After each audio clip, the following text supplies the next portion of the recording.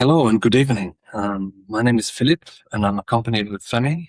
Welcome to Law in Depth, where we break down the law and simplify it for our listeners. We're going to be breaking down the case of Philly. Anybody who is in Perth, or even people around the world. This case has got local attention and international attention as well. And it's been set down for about 10 days of trial in the District Court here in Perth. I'll let my colleague Femi talk about the case. We won't get really so much into the details because of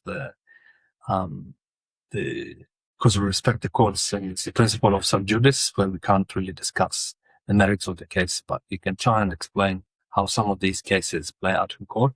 We'll draw parallels with a different case altogether, and then at that point we'll probably be releasing this this episode after the trial, so that we don't find ourselves in hot soup. So, following his performance in one of the suburbs in Perth, he was alleged to have sexually assaulted a woman in her 20s and in his hotel room.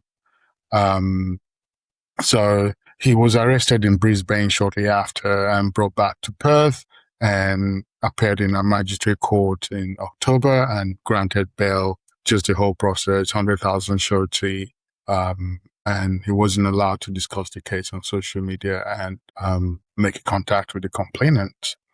So he, of course, pleaded not guilty to the original charges, and that's about 4 counts of sexual penetration without consent. For our listeners who might want to be interested in law, who has appreciation for the law, who might, end up in, watching a trial like this, or who's intrigued in a trial like this, there are first few things that I would like to sort of discuss here. So, of course, there's what they call severance arguments, which is more or less when a charge spans across different alleged conduct. You want them to be tried separately. So you want for example, the speeding fine or speeding offense to be tried separately to the sexual offense, or if this offense is committed in a different venue to a different person, you don't want them to be muddled up. You want them to be argued separately. And that loops us nicely to what we want to talk about essentially is here today is the case of Evans, how a post-offense conduct or alleged inconsistent statements are being used. So, first thing first is to discuss the severance argument, which I've already talked about.